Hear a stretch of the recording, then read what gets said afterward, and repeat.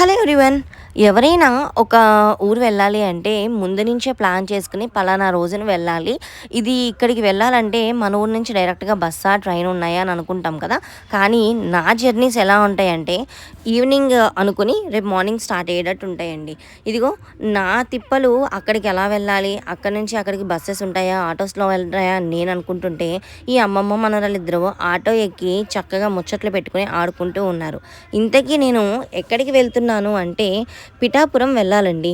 పిఠాపురం శ్రీపాద వల్లభ క్షేత్రానికి వెళ్ళాలి. ఇక్కడికి ఎలా వెళ్ళాలి అనేది నాకు తెలీదు. ఎందుకు అంటే నేను ఫస్ట్ టైం వెళ్తున్నాను. వెళ్ళిన వాళ్ళు పిఠాపురం అంటే మీకు పెద్ద ఇబ్బంది ఉండదండి.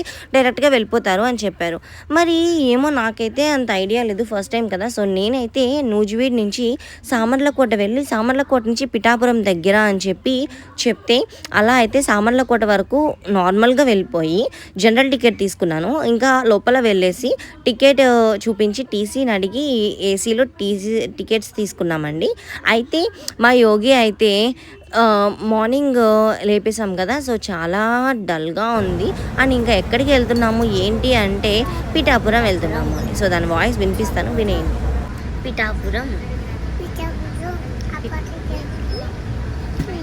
వెళ్తున్నా. విన్నారు కదండి ఎంత క్యూట్‌గా క్లారిటీగా చెప్పేసిందో.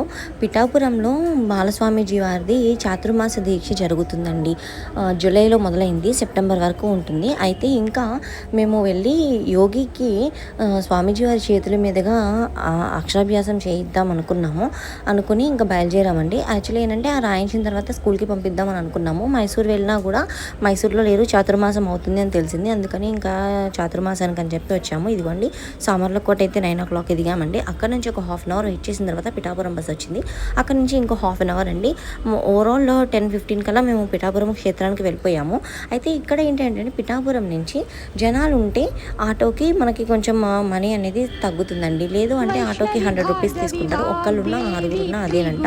ఇంకా వెళ్ళి ఇదిగోండి బాలస్వామీజీ వారి చేతుల మీదుగా యోగికి అక్షరాభ్యాసం చేయించి దర్శనం చేసుకుని ఆశీర్వాదం తీసుకుని మళ్ళీ అలానే మధ్యాహ్నం అన్నప్రసాదం తీసుకుని నూజివీడు అయితే రిటర్న్ అయిపోయామండి.